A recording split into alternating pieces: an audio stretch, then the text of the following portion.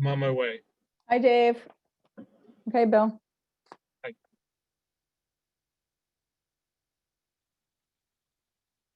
Morning, Kristin. How are you? Great. How are you? Good. Thanks for joining. Thanks for doing it. Yeah, it's going to be awesome.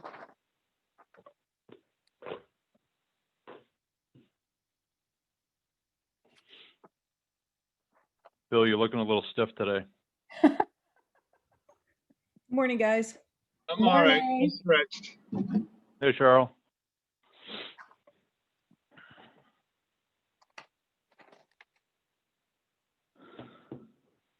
Patrick, long time no see. I can't hear you. I know I shouldn't talk to you until like everything's loaded. How have you been? Good. It's been a long time, I know. like 50 minutes. Yeah, something. I thought it was 49, so yeah, that's not too bad. Right? Hey, everybody.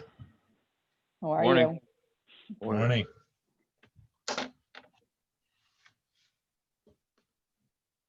Bill Stone, you look frozen in time there, buddy. It's There a little you go. chilly out today. I did your brother. Is your brother an actor out in Hollywood? I saw that. He was on the referee. Are you guys twins? You look very alike. No, he's a year younger than me, but he's kind of like in the, I don't know if it's the Actors Guild or whatever, but yeah, he does a lot of stand-in type of gigs. And he's a model. Oh, there you I go. don't- There's Right. hope. There's hope for you yet, Bill. Right? No, I don't think so. There you go, buddy. Hey, Patrick O'Donnell, while I have Yes. you, Yes. are you available April 20th? April 20th. I don't know if I'm available January 20th. Never mind. What is April 20th? I'm going to interview you on this call. Sure. Absolutely, I'm available. I want to give you enough time to book it in your Yeah. calendar. Yes, Okay. I have you down April 20th. Is that a Tuesday? It is. Yep. It's not school vacation week or anything like that, is it? I have no idea. I have adults. You can let me Okay. know. And if you need to be switched, I'll switch you. All right. Sounds good. Yeah, if you can let me know as soon as possible, because I want to get this whole schedule out. Yeah. Put me I'm in. just- I should. Yeah. Put me in. Okay. I'm waiting for Dave Jenks to get back to me on what day he's going to Yeah. come. So, yeah. Good morning, everyone. Hey, everybody. What's up, Buker? Wow, you're on time, Billy. Barely. I told Billy yesterday if he shows up at 11, he's late. I know, like duly noted. Yep. Always He had a late. tough commute. Had a tough commute from the house to the The back half. office. He had to shovel his way, Yeah, I had to make my way through the mud. right?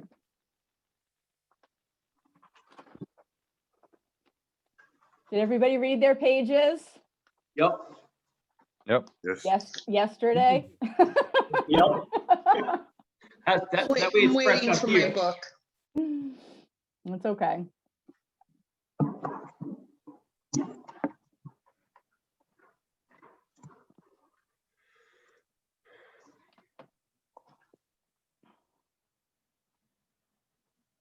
Two more minutes.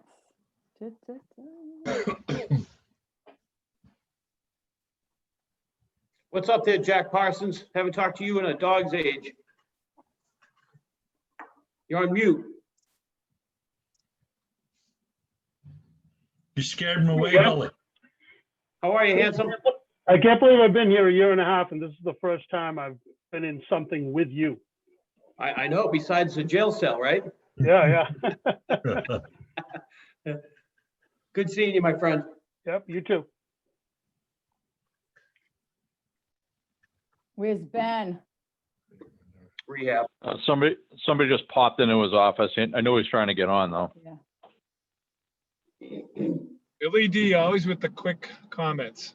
You know what? Some things will never change. Did everybody get my 17 Facebook posts and 97 emails for this class? think I got Good. 94. Did y'all get it? Everyone but Ben, who texted me last night to ask me what pages he needed to read. That's on him. Kate's like typical. Yeah.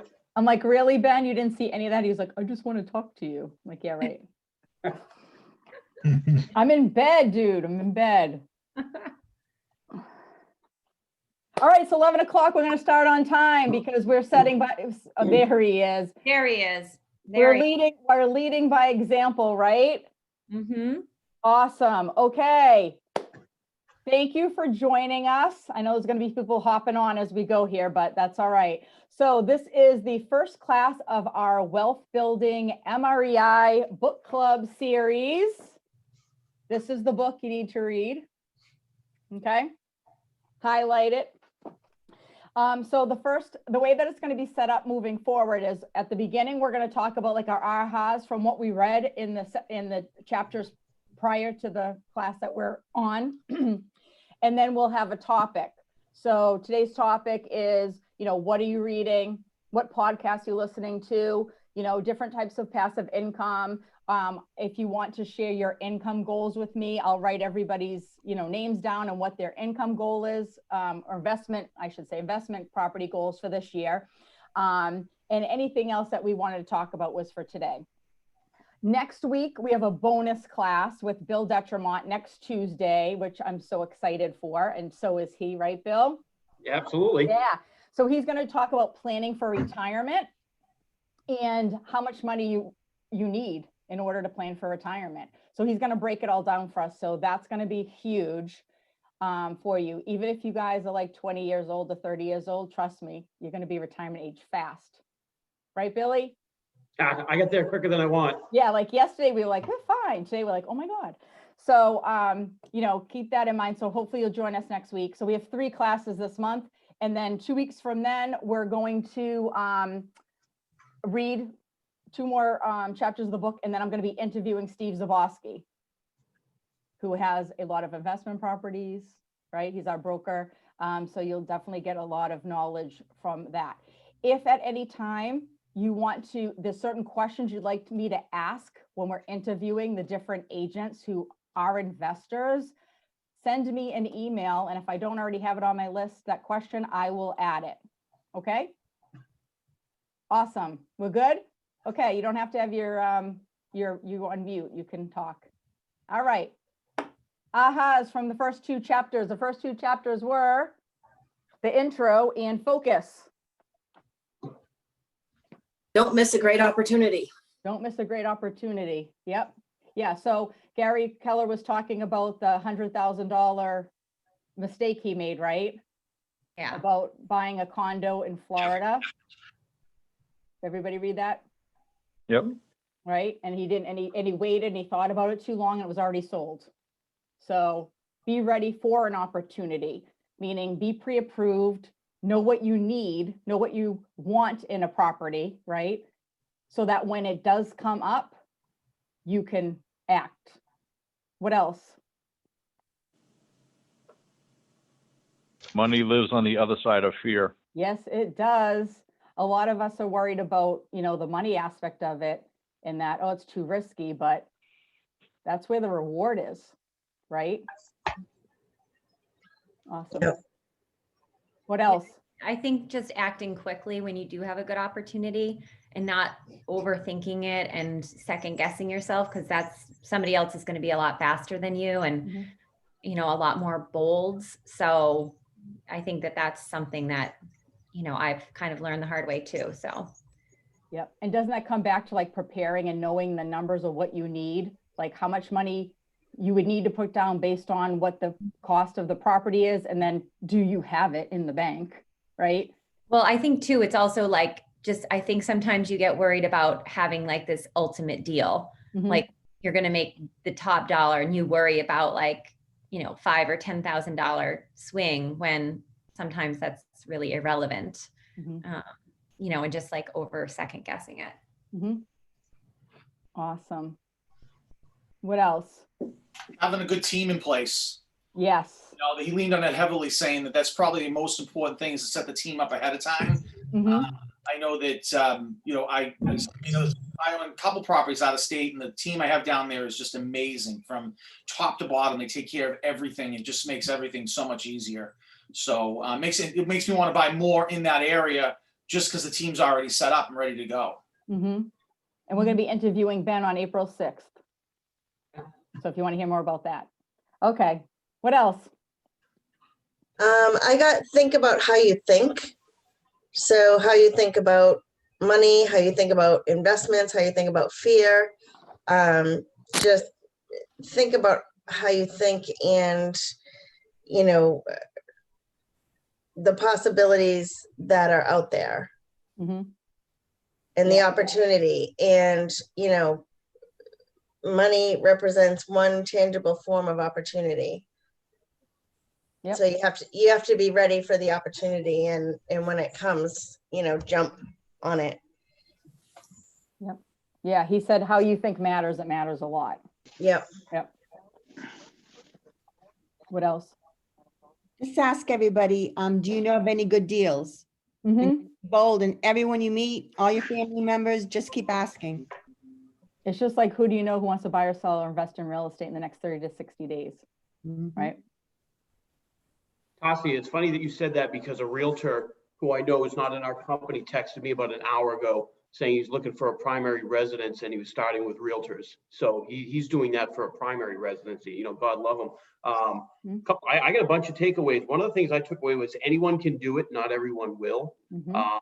That, and then carry around or do your financial sheet, your financial worksheet, which shows what you have for assets, because you or liabilities. You need to know those numbers at all time. If you don't know those numbers, you're gonna stand still in the mud. You're not gonna know what to do or where you at. But a lot of these people, that the success stories, you know, they didn't have millions in their account. I think that's a misconception people have. You need money to make money, and that's totally not true. Yes, you need education to make money. You know, that's you need to know how to find that money. Right. Absolutely. And that's what he talks about, the laundry list of excuses he can make. Like, oh, I don't have $100 grand to put down on a property. Well, you know, find another way.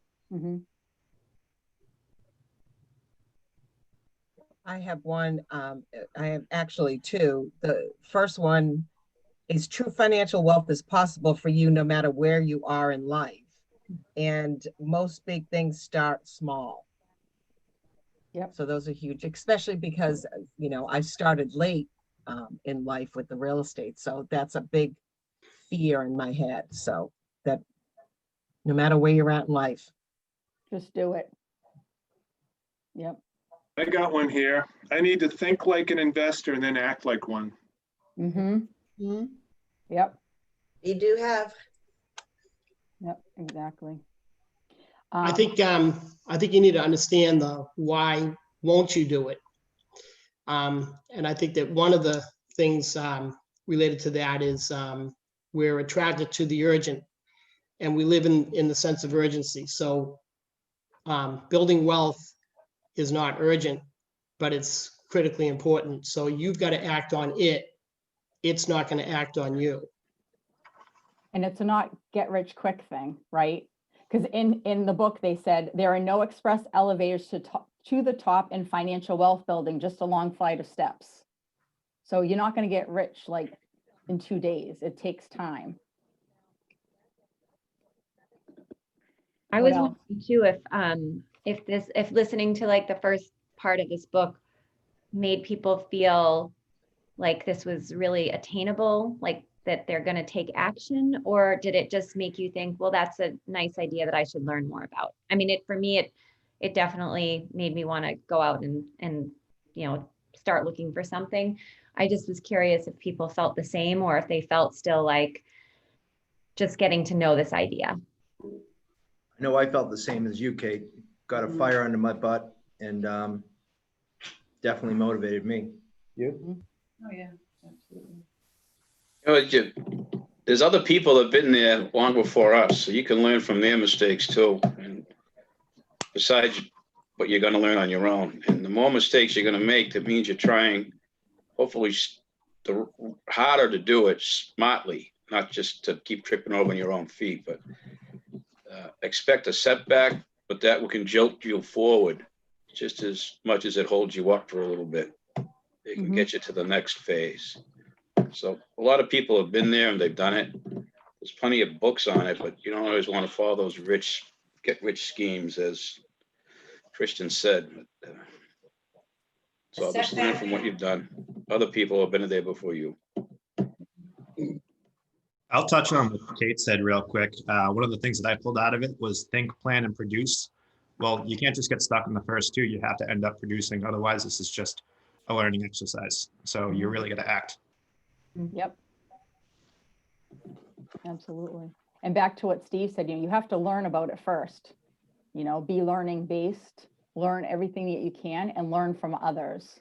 Why recreate the wheel? If Steve's made a huge mistake before and, we go and ask him a question, he's like, oh yeah, this is what I did. Well, then don't do it. He already made the mistake. Don't put it on yourself to make it too. So, that's why we want to put this together so that we could all help each other and, answer any questions or, talk about any obstacles. Hey, Buker, can I also say that, talked about, big models, big goals, big success. And then it talked about becoming a collector of success stories. So like Zeb was saying, find people who have done this. We always hear you the median of the 5 people you hang out with. So are you hanging out with 5 people that are investing, that are investors, that have that mentality? Or are you hanging out with 5 people that, telling you you can't obtain financial wealth through real estate? So that's a mindset that you have to control. But be around and listen to the success stories. And there's going to be non-success stories, like Steve said. It's not all kitty cats and unicorns. However, if you're smart about it, you're going to have more wins than losses. Yeah. And Steve and I went to lunch last week and I paid, but anyways, so that's all you guys got to learn right there. You're done. See, that's why he's got a lot of money. Thanks for coming. It was great. Why he's got a lot of money. So, that's why I got a lot of fat. Right. But he texted me the next day and said, I'm not word verbatim here, but people only think about the bad things, the bad tenants, the heat went off, all that stuff. That's all everybody talks about, but they don't talk about the positives about owning investment properties. And I think that's why a lot of people don't do it, because they hear all the bad stories, not the good ones. One of the first things I underlined on page 38 was a quote from Jimmy and Linda McKissick, which says, there's never a perfect time to start. So people should just start because there are always deals. You just got to learn your market and always buy below value, and you can't go wrong. I just think that's so true. Yep. I used to have a limiting belief that, we're from New England. You can't do all this other stuff. You hear the success stories from California. You can't do that here. And that was such a limiting belief that I don't know why I had it, but you can do it anywhere. Right.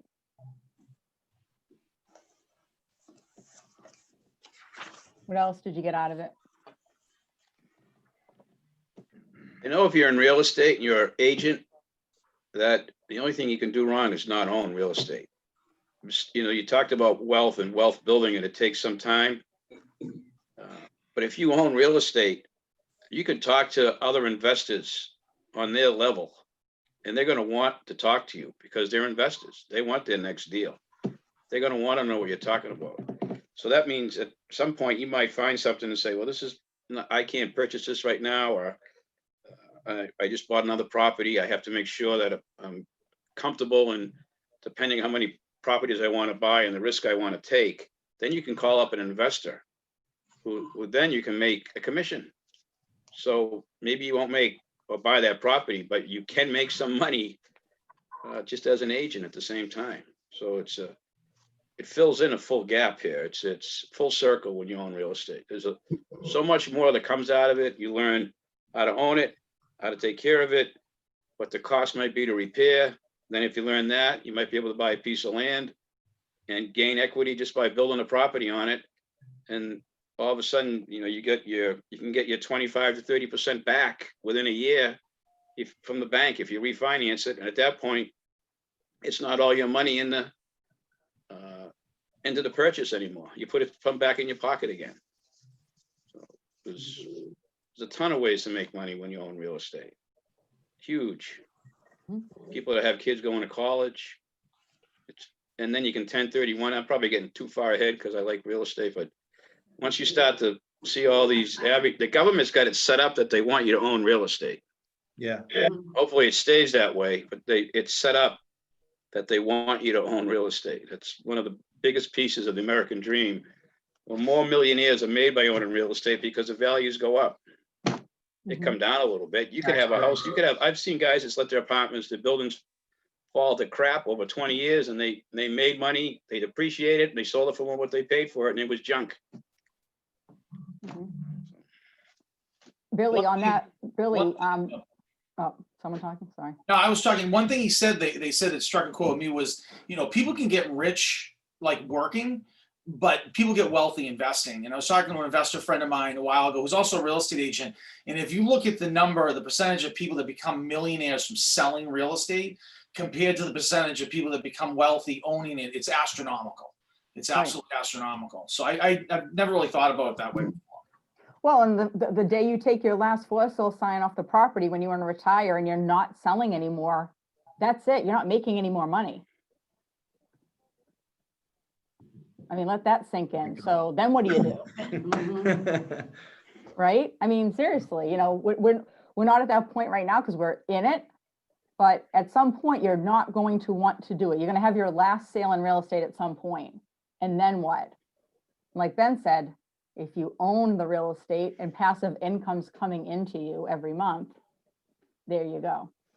You don't have to worry. That's why setting yourself up now makes sense. Billy, the condo that you have in Marshfield, tell them about that. I mean, you just bought it and it's already increased in value.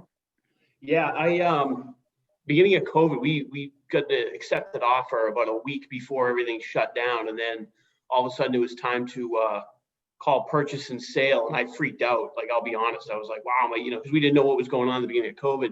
And, I'll tell you, I called an attorney friend of mine who's an investor and I'm like, hey, and I was cocky enough to waive inspections and contingencies thinking I knew it all. And I was like, geez, I might lose my own deposit. I called an attorney. I said, should I walk away from it? He's like, absolutely not. Here's why. Long and short, we put down 25% because it was investment property, bought it for $191,000. We make positive cash flows just under $800 a month that we make. And bought it for $191,000. And it's already gone up $25 since the end of April. So I've received, 8 or 10 months worth of rents, eight at $800, $6,400 cash, plus $25,000 appreciation. So I've received $31,000. And like Zeb said earlier, another property that we have, we refied, cashed out, took that cash to buy something else, and it's just wash, rinse, repeat. I'm almost bummed. There was another that came on right across the hall, and I'm bummed I didn't get over there to make an offer on that one because I would have done that. And I should have done it. Looking back, I can tell you I have a lot of stories about losing out on $100,000 over the years. Mine accumulated to probably over $1.5 million, and I'm sure I'm not the only one on here. But take action. So I mean that one's paid for itself real quickly. Nice. Any other ahas from the first two chapters?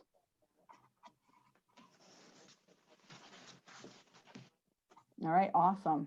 So let's get into, what books you're reading, especially from the people that have investment properties already, what podcasts you're listening to, what Facebook groups you're a part of or following, because, reading this book's fantastic, it's great, but also, immersing yourself into other things too. Again, like Kate said earlier, get you kind of jazzed up to do it. And then the more that you learn, the faster that you learn this, these are the avenues that you can go outside of this book and our meetings here twice a month to, learn more about it and get better mindset on it. So, so what are you reading besides the MREI? What other books have you found helpful? Atomic Habits. Okay. Think and Grow Rich and Who Not How Who Not By- How, okay, by Dan Sullivan. Who awesome. Not How. I've read a kind of an easy read, not that I won't take a hard read on, but it was The Millionaire Next Door. Mhm. It's a simple book, and it just talks about the person that you wouldn't think would be a millionaire and excuse me, what they do for a living. And it does mention that that it's, you know, the guys that own, let's say, welding companies, put asphalt down, but they have other investments. You know, so it's not the people you might see on TV and all the millions that they have or were left to reinvest. It's the people that go to work every day, as we do, and then invest in property. But that one's walking around saying that I have this and I have that. It's just, Yeah, they're driving a beat up pickup truck and wearing yeah, maybe dirty an jeans orange, every day. like an orange truck or something like Yeah, exactly. Yeah. They always wear red vests. that. Yeah, no, Buy their well, I lunch. changed it. Mine's blue now. Oh, okay. I've stepped up a little. Moving up. Yeah, That's all. That's a good little book. I'm I read a reading, book about Lee Iacocca, Straight Talk. That was interesting. You know, he's an interesting guy, how he sees the world and what he thinks should be done. Think and Grow Rich. I'm reading that for the third time. Mhm. And if this might not be real estate, it's not real estate related, but it's an interesting read. If you haven't read Shoe Dog by the guy that owns Nike, it's a fascinating book. Shoe Dog. Hope you guys are writing the stuff down. Couldn't Good. put it down. Good info. Another investing one is the ABCs of Real Estate Investing by Ken McElroy. That one is a really good book. I think it breaks down the whole process of real estate investing, you know, pretty easily. It's easy to listen. I have it on Audible. It's right Yeah. there, baby. Yeah, I love it. It's a good one. What's the name of that one? The ABCs of Real Estate Investing. Yeah. That's what it looks like. Oh, look, Meredith's got the book. Show it again so everyone can see what it looks like. So when they order on Amazon, they'll know what And the cover looks like. he's one of the Rich Dad, Poor Dad advisors. Oh, Yeah. Oh, good. That's what I'm reading now is Rich Dad, Poor Dad. 4 days. I'll be done one more day. I've already been 3 days in. I can't put it down. It's amazing. And I know it's like, why didn't you read that years ago? I know. Robert Kiyosaki. Yeah, Robert Kiyosaki. Everyone tells you to read. I'm like, oh yeah, yeah. And then Kate and I were talking about the other day and I'm running around my house going, where is that book? I know I have it and I couldn't find it. So I just bought another one. But it's amazing. Yeah. And to that point in the book, they talk about, and one of you, it was Billy, I think earlier, talked about, you know, your assets and your liabilities. And what a great thing to do was, and this is what I did this because I read this in that book, is I went on an Excel spreadsheet. I wrote assets, liabilities. I wrote down all of my assets. And as in Rich Dad Poor Dad, your house is not an asset, it's a liability, right? So I put down all of my assets, meaning, you know, 401ks or IRAs and, you know, profit share, you know, that kind of stuff, everything that's an asset. And then I put down all my liabilities, you know, what I owe on a car, whatever it is. And it's very eye-opening to see that. And I was very pleasantly surprised on how much assets I have that I really didn't think I had. So, you know, knowledge is power. I mean, knowing those numbers is pretty eye-opening. And again, it gets you into that, okay, what do I need to do to get where I want to be? Or, wow, look where I am. So keep going. Can I just say too, the asset and liabilities conversation, I think is really one to think about if you're new to this. I mean, obviously we all kind of have a sense of what assets and liabilities are, but liabilities cost you money and assets make you money. So you know, I say that to my husband a lot is like, okay, you're turning this asset into a liability. And just to really think about like, you know, making sure that you keep assets in the asset column and liabilities in the liabilities column, and that you're not saying, I'm going to buy this asset and it ends up becoming a liability. So, you know, like that's why cars, a lot of people think they're assets, but they don't make you money, they cost you money. So they're really liabilities. And primary homes, yes, they do appreciate in value, but they cost you money. So they're they're a liability. And I just think that differentiation is really important to understand. You're gonna need that anyways when you go to the bank to get a loan for, it's a financial, I get this every year. I just got it the other day. A financial statement that they want to know. The bank wants to know about numbers. You could be, we're all nice people, but it doesn't mean you're gonna get the loan. You're a number, and their numbers they want to know what's behind you as far as your numbers are concerned and how you spend your money, what you like. That's why, just speaking for myself, I'm not big on leasing cars because it's always there. It's like a payment that never goes away. Right, you don't own it. Steve, who got that that financial, that's for banks? Like, did someone do that for you? Do that yourself? Is there a No, the bank gives you, I can send you what the bank sent me, but then what I did is I just did it in Word. I put down the properties, the value, what's owed on it, any other investments. It didn't get into too much detail, income, and then I just give them my accountant's name. And I said, anything else you need, I'll call the accountant and give you the ability to talk to them. And that was it. You know, that's like leverage.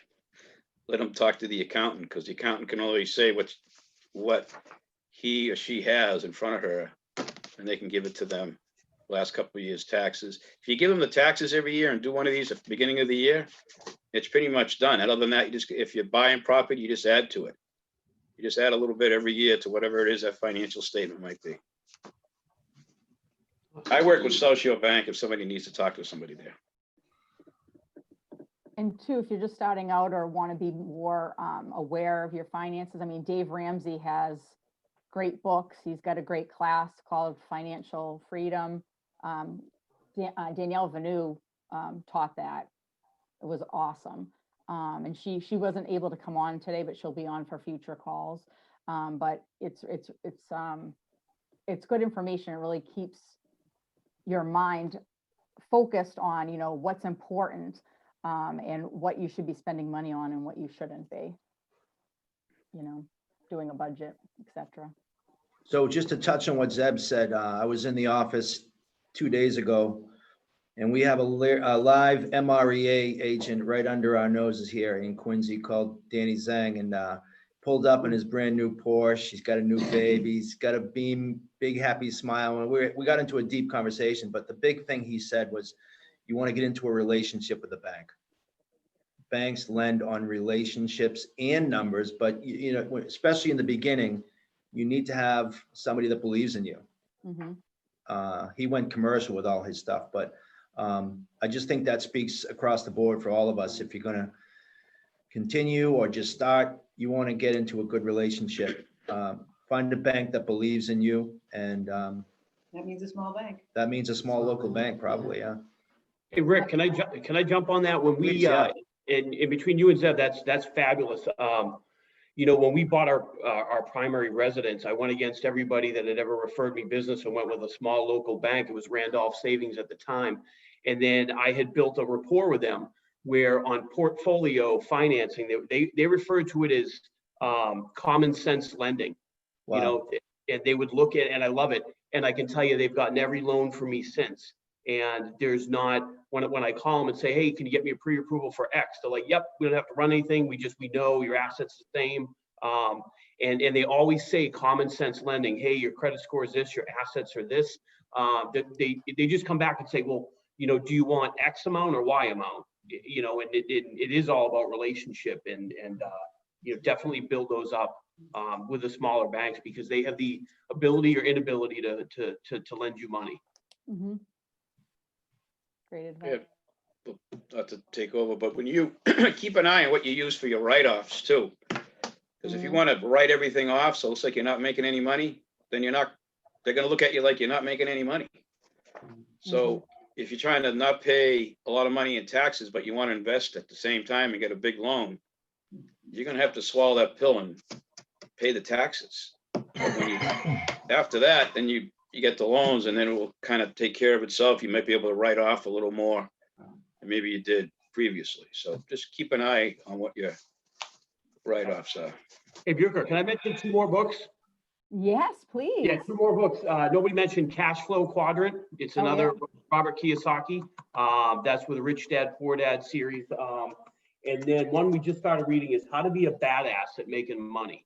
And it talks about, outside of real estate investing and, getting up off the couch. And one of the coolest things is like, stop screwing around on social media, stop watching TV, stop doing the things that aren't allowing you to take a step in life. Get back to reading, listen to podcasts.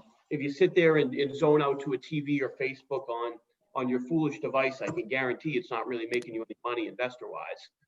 So choose your time wisely because we don't have enough of it. True. Yep. And that brings us to podcasts. What podcasts are you listening to? The Axios Group. Oh, you have your own podcast? Her son just started There's one. 2 of them. The Axios They both Group just and- started it. It's hilarious. It's actually cool. pretty good, actually. Awesome. Win, Make, Give. Hi, this is Christine. If anybody's listening to Ben Kinney and Chad Himes, Win, Make, Give. You can go right on to winmakegive.com and they have worksheets. It's how to get your financial house in order. They started this series about a month into the pandemic and they did it on Facebook. You can find their Facebook page. They're also starting their 2nd season. The first one was, how to get your financial house in order, grab your bank statements, go through, get rid of the things you don't need that don't serve a purpose in your life anymore. And just about getting real with your finances. It's great because they're for a guy like me who has massive ADD, they're like 23 minutes long, so I can listen to all of them. And all the high eyes on here get that. So Win, Make, Give is fantastic. And then listen to Gary Keller, Think Like a CEO. Yeah. That's another one that's really good. Yep. I just listened to one of the episodes on the way here. Oh my God, it was so good. I'll find it and tell you which episode it was. What, Think Like a CEO? Yeah, it was a bonus one. The Keith Cunningham one. It was from April. Really good. Yeah. Now it's on. Bigger Pockets. Ben and Kate got me and Billy got me into that. That's really good. Bigger Pockets podcast. Those guys are awesome. Kate actually turned me on that because they have so many different people. Like they one that was like a woman on a waitress's salary now owns like 100 units, and they cover everything from multifamily to mobile home parks to Airbnb. I mean, they're great, and I think one of them is a KW agent in Hawaii, right? Yeah. Yeah. So, but I love those guys, and I don't listen to them enough. But Kate's the one actually told me about them as well. I have a couple more real estate. The real estate guys, they're really, really smart. They talk about a lot of different things. Passive real estate investing.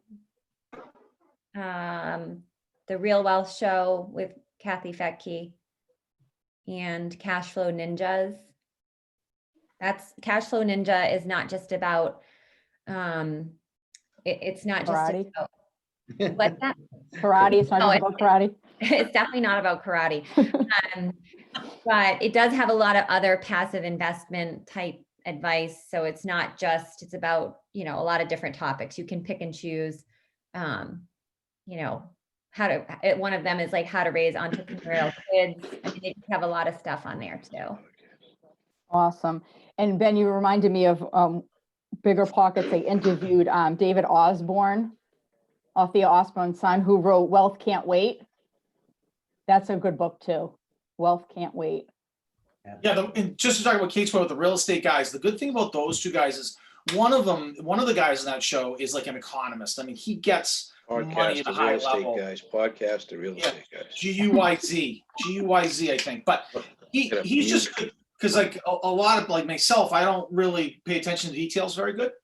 So we just want to buy houses. We're gonna make money. We're gonna be millionaires. And listening to him, I mean, he's just so over the top educated and understands money at an extremely high level and brings up points that you wouldn't think about when it comes to investing in real estate.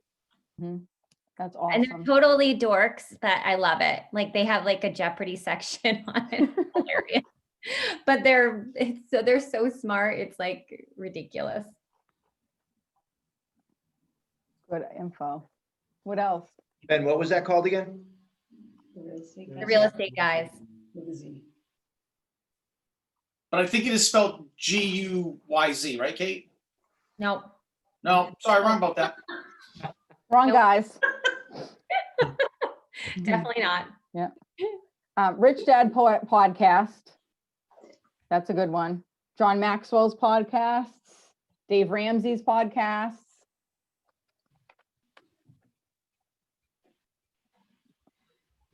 Look at all this. We don't even have to read. We can just listen. So many choices. So You know, Kristin, it you were makes doing the dishes so much easier, cleaning up the kitchen and just listening and just not being bothered. It's like so easy, you know? Kristin, you were talking about Keith Cunningham. I just found out that he is Rich Dad of Robert Kiyosaki's Rich Dad, Poor Dad. Oh, yeah? Awesome.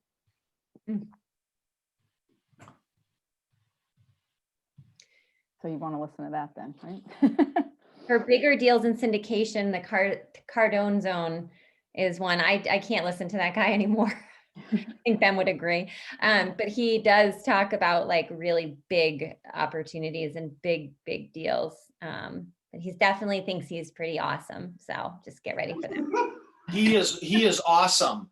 Lisa But I think likes my him. problem with- Perception is everything. my problem with him is that he's like, you got to do 100 deals right away. And I'm like, man, that's just so intimidating for people. Why don't you start with one? It's okay to start with one small deal that you can manage properly. And if things go south, you're not going to go bankrupt from. So that was my problem with him. He calls you a punk, like if you own small multifamily. I don't know. But if you want that kind of lifestyle where he's driving private jets and buying, I don't know, whatever. I'm just saying it's another option, to each his own. He's got a new show now too. The Millionaire to Billionaire or something. Okay. I know one thing. I want to look like him when I'm his age, because he's like Right? 80 and he looks like he's 40. Yeah. True. Awesome. When, and I talked about this morning, but the MAPS coaching was sending out at the end of the year free, I don't know if any of you were on them, free coaching classes. And I went on the passive income one. It was so good. And some of the takeaways that that I had for it was invest first, real estate agent second, mindset. Are you a consumer or an investor? So do you make more money and spend more money, or do you save and invest? And instant gratification or delayed gratification? Can you say that second one again, Kristin? Yep. So I'll just say the whole thing. So are you a consumer or an investor? Do you make more money and spend more money, or do you save and invest? Do you have instant gratification or delayed gratification? Because let's face it, investing is delayed gratification, right? So, and then understand to plan. I liked that too. You really need to understand it so that you can plan it and then move forward.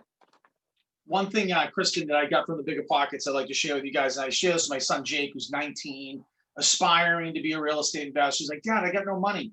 One thing those guys talk about, and I think Steve Zbosky will agree with this, is that there's plenty of people out there with money that have no time, and there's plenty of people with no money that have a lot of time. And I think as agents, we don't do a good enough job of like, just as we're looking every day, we should all be checking the MLS, and it's a big deal. There's someone out there that'll partner with you on it. There's someone, you can do things like that to get creative. You're just starting out. And that was a Bigger Pockets thing about the, plenty of people with, money and no time, and plenty of people with no money and plenty of time. I just feel that that's a point that we should really, as real estate agents, we should always be looking for investments every time we pull on the MLS. Like it. Yeah, and you can set up hot sheets in MLS, so you can put yourself on a daily email, just like you would a client. Hey, Kristin, can I also say that, we every day as realtors, we're jumping on hot sheets, checking out the hottest, greatest properties for our clients. And we should be doing it for ourselves first and our clients second. You really should, because my biggest regret in 19 years of real estate is I don't own enough of it. And the problem is, guys, I'll tell you that I didn't have the Keller Williams mentality my first 9 years in the business. I wasn't here yet, so I didn't know what I didn't know. I was ignorant to this conversation that we're having. And it wasn't until the last, 4 or 5 years that I started thinking that way.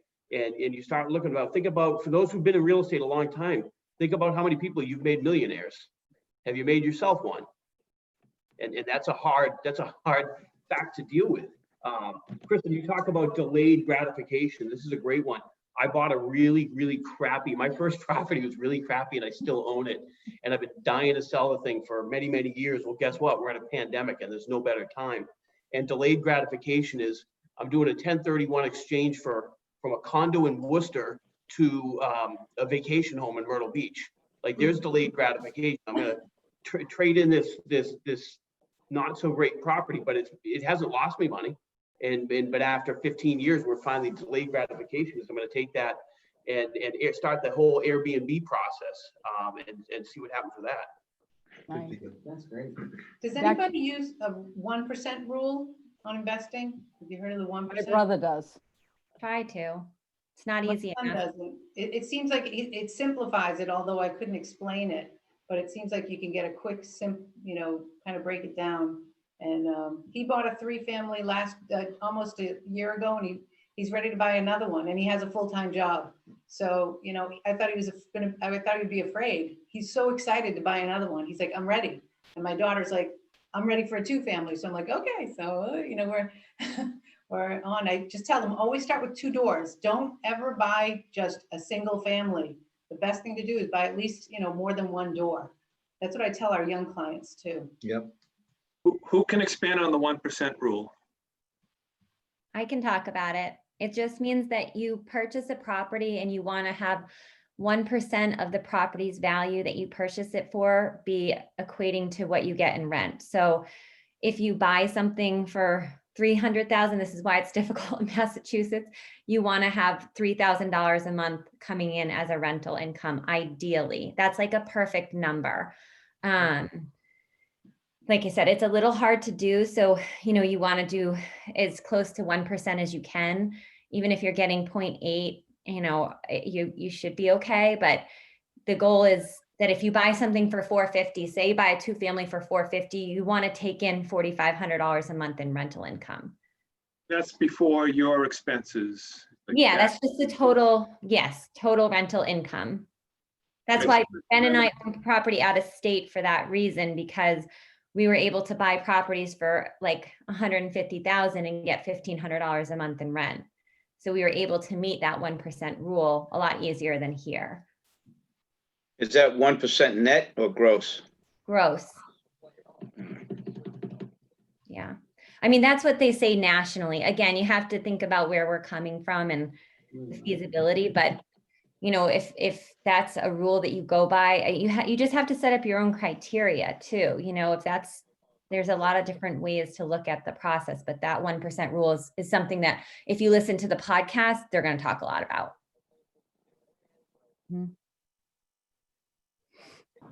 The other thing to do is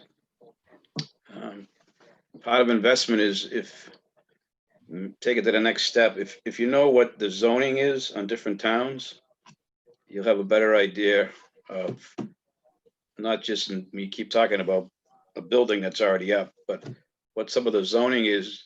You might be able to buy a 2-family at a 2-family value and then find out that you can put additional units in that building. You can reconfigure it. You can put an addition on. A lot of agents don't know. They see a 2-family and they'll comp it with a 2-family. Yet you might have enough land area, or the zoning in that area will give you the ability to get another couple of units out of there. So you might just have 2 bedrooms where you have enough room in that building to get a 3rd or a 4th and have 4 1-bedrooms. And all of a sudden now you get a 4-family where the value is greater. But then it may, depending what your cost is to build it out, if you have an idea behind that. So you just added, I don't want to call it sweat equity because I'm not the one banging the nails, but if you know how to, if you have somebody go in there, reconfigure it, it won't be hard to do. You can probably do it yourself. Get the staircases lined up, whatever you have to do. You can get more units in that building. Now you have a better value. Just because you understood the zoning. It's right. Some of these, there was one in Pembroke and I never got down to it. It's a little further out that I like to invest, and somebody picked it up. If you look at it, the price went down I don't want to say considerably, and then another agent immediately after a price break, somebody bought it. Was So it you had to Pleasant? make some money immediately on it. Was it Pleasant Street? Might have been Pleasant Street. Yeah. Kate bought it. Nope. I had a client that was interested in it, but they didn't act quickly enough. There you go. And that was an I MLS. do You a could lot drive of it. around and find this stuff too. Yeah. Yeah. Drive down the street, you start sending people cards, and I've bought property that way. Mhm. I drove one way to an appointment, drove home another way. I've said this 100 times. Mhm. Then I sent a little card, asked if they want to sell it, and they did. Then I had the ability to build a garage in the same piece of property with another apartment above it. And just added value to what was already there. The two One of brothers my were fighting. clients knew the zoning so well in the town that he did a lot of work in. I mean, they were building property all over. And I sold him a bank-owned one. It was like 120,000 in Randolph. He tore it down and put up 2 houses. So, Right. I mean, I never would have pictured the lot could have held 2 houses, but he knew the zoning for Randolph and got in with 2 houses. And I don't even know what his profit on that was. A lot more than I had ever thought it could be. He So, made I 150 don't know. grand just by buying it. Oh, yeah. Just by buying the property, you made $150,000. And Christine works with a lot of investors. We call her the queen of crap That's my hat. because she sells them all You should that. make but- shirts. Yeah. Yeah, Put that right. on your business card. Yeah. Yeah, I know. Some of the ones I've sold, it just blows my mind. Like a single family in Hanover for 120,000. Mm. Like it's wild. I don't know if I was at KW, like Billy said, when I started selling those ones for so cheap, would I have bought them myself? Would I have found a way to buy that myself? I didn't Mhm. have that mentality at my other company. So you just kind of wonder. It's always going to be hindsight. Mhm. There's no time like now. Exactly. Someone willing to share for those that own out of state. I'm curious about that. The 1% rule I've heard, and I do like that. And my husband and I do invest. And so I'm just kind of curious, how do you sort of identify those properties and be able to build a team out of state, you know, to make sure that it's working for you? Because that's scary. Yeah. Ben, you want me to talk about this? Well, yeah, I mean, I have a crazy business partner that listens to podcasts and makes me buy houses in Alabama. That's basically the long and short of it. But I'll be honest with you, one of them I haven't even been to yet. I haven't even been there yet. And I'll let Kate comment too. We just happen to key on this area, I think by listening to like Bigger Pockets, because they give you ideas of hot areas, the country, and we bought in a specific area of Alabama. But we met an agent down there. Kate had met him, and there's just a good team. And he was a part of a management company, and they've just done a great job for me. But go ahead, Kate, if you want to comment as well. Yeah, no, we both own properties in Huntsville, Alabama, and we listened to a podcast about it, and I went down there and took a look around and liked what I saw. But if you go on to Bigger Pockets, you can have like a profile there, and part of the benefit of that is that you do get good advice from people that are local to the area. And I felt very fortunate that we did meet up with this amazing realtor down there. He's very good. He's born and bred and also an investor himself. So it's hard when you go from an area like this down there to not, think of it, especially if it's your first investment. Like these were really my first true investments, to not think about like your own personal likes and dislikes. And he was so good at just saying, no, this isn't going to work financially. You're not going to make that 1% rule work here.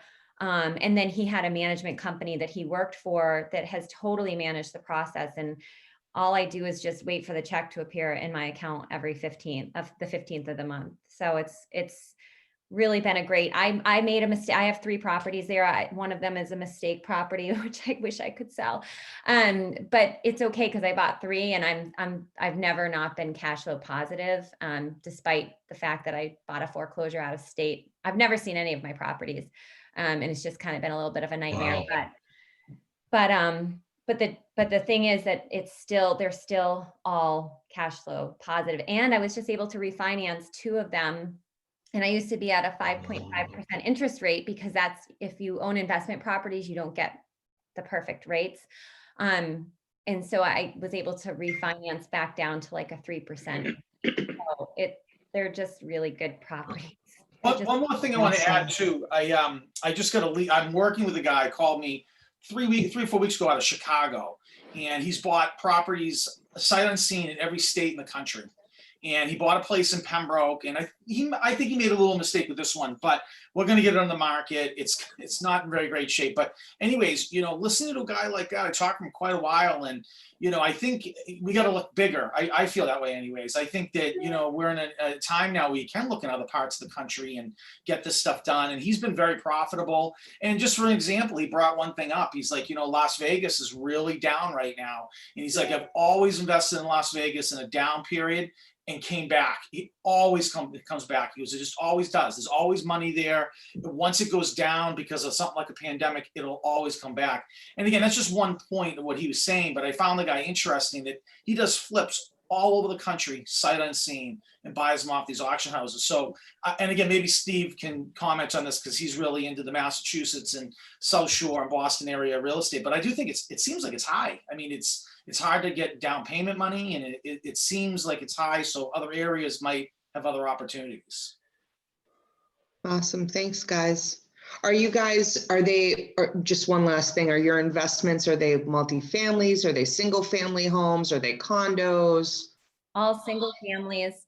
And we did do a lot of research. Huntsville is a very transient area. They have a lot of engineers that come from California for short-term rental purposes. So they've got great jobs. It's been a really good, I would like to own more. The market since we've purchased has shot up quite a bit. We get calls all the time to try to sell our properties, but I would definitely own more. And like Ben said, the majority of the reason is because this team is so amazing. They literally handle everything. And it's hard to imagine that I'll be that lucky again to find such an awesome team. They sold my first one was an off-market deal, and I got it for a ridiculous price. I have tons of equity in that house. So it's just, I don't know if that part was we were very lucky. I feel like I've heard about that part of Alabama. These two guys stand out to me. I don't know if they were from here, but I heard it somewhere in the last several months that they were buying up like trailer park areas. And I mean, they became millionaires, just these two average guys, and just kind of went in, and I swear it was Alabama. I'm going to have to jog my memory now, but this sounds very familiar to me that they kind of infiltrated. They went out of state. They were Massachusetts guys, and they just did really well for themselves. Just buying up a bunch of property like that, land, and people were just building their homes on there, mobile homes, not trailers, mobile homes. Mm-hmm. So interesting. Thank you. Mm-hmm. So you can make money out of state, as you heard, but one thing about our area, it's always looked expensive as long as I've been alive. Long time. Or at least maybe, it's always been relatively expensive to everywhere else in the country. So it's never looked cheap. No. Yeah. Yeah. And commercial, personally for us, commercial is sort of much more attractive than residential. It's a lot easier to own commercial property if it's set up the right way, and your cash flow. So it's, but yeah, like you said, Al, the state, we do live in a fruitful state, but sometimes it's difficult to obtain some of those properties that you're looking at. But what I'm saying is don't let that discourage you, because clearly, Zeb would attest to this, because I'm sure Zeb would say the same thing. It's always looked expensive. Yeah. Yeah. But you can still make money.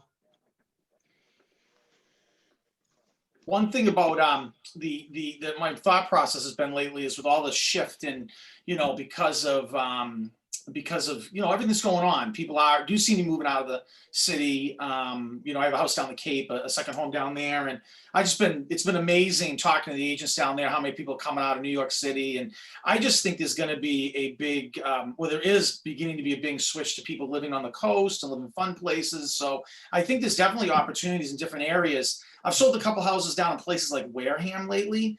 So I know it's not right in the back door, but you can find some coastal areas down there that are beautiful, and you wouldn't believe the price of the houses. You're like, holy smokes, this is right on the harbor and it's only this much. And I know sometimes, you know, places like Wareham don't have the highest price points, but again, I think there's gonna be opportunities in those areas and different areas of the Cape as people kind of expand where they live and how they live. It's just an opinion of mine. Hey, can I just say one thing? Everybody, you know, we keep hearing that people are running from the city.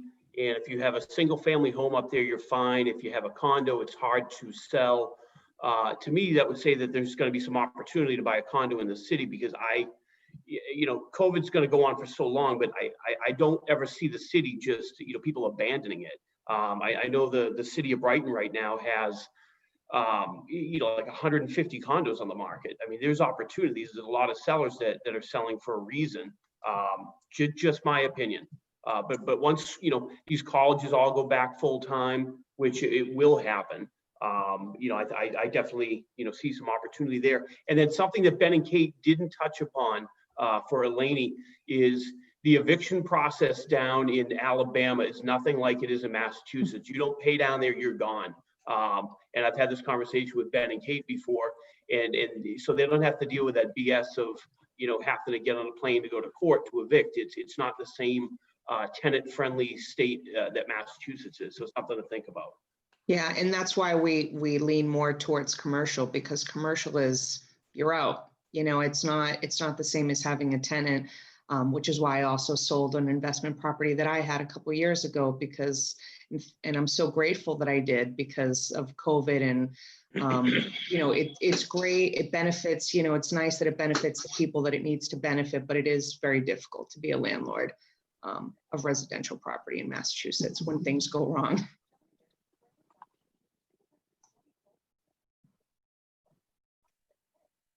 We have a couple more minutes. Does anybody have any questions? Does anybody want to input anything? You know, I was just going to say is like, you know, at the beginning of every month, we all do, you know, or beginning of the year, we do our business goals, maybe we do health goals.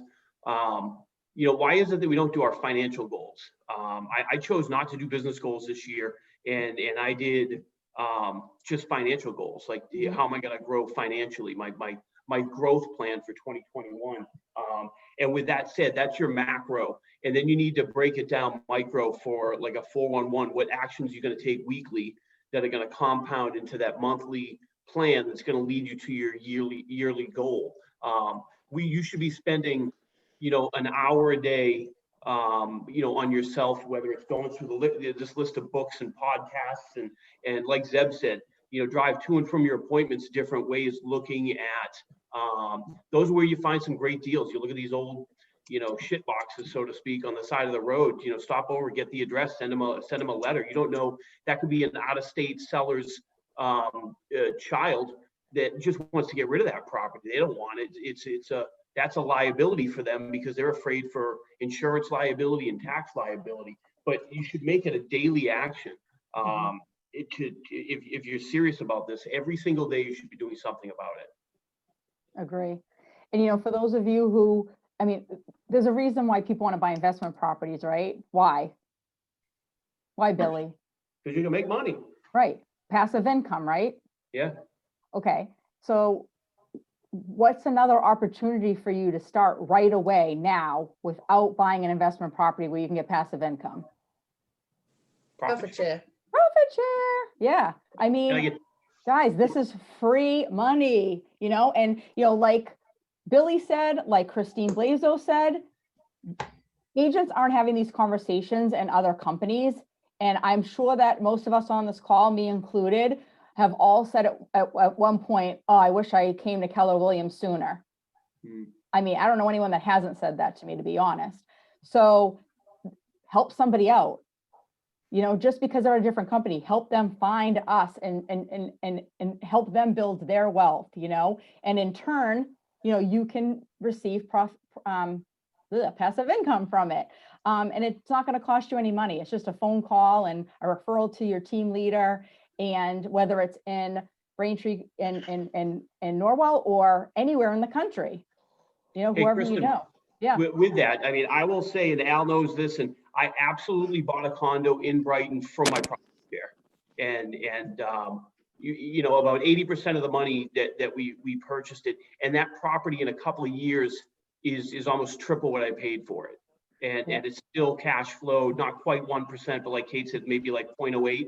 And that's on me because I chose to do a 15-year note because I didn't really want the cash flow. I wanted to pay that thing off, kids' college fund there. And that was a choice I made. I didn't need as much cash flow with that thing to roll into somewhere else. But we refied that one and then took out all the passive income profit share that I put into it and took that money, went and bought another one. And then, like I said, we're looking to do, you know, as many as I possibly can in the next year. Yeah, I mean, hey, listen, profit share, you can use that money to buy your investment property. Save it up, you know? So think about that too, guys. I mean, it's not going to cost you any money. And if you bring someone on that's in production, by the time they have the closing next month, you're starting to receive profit share. And even if it's $5, it's $5 more that you didn't have the month before. My first check was $6.30. Aw, how adorable. Right. Thanks, Ben and Kate. Gee, Ben. Awesome. Well, it's 12 o'clock. So thank you guys so much for joining. I hope you found value in this. If you did, you know, post it on Facebook, you know, let people know because we want more people to join this call from our offices. So it's one thing for me to like ask people to come on this call because they just know how I am. But when you guys ask, it's different. So share the wealth. Thank you. Awesome. Thanks, Thank you. KB. Thanks, guys. Thank Bye. you. Have a good Bye-bye. day. Thanks, everyone. Thank you. Bye, guys.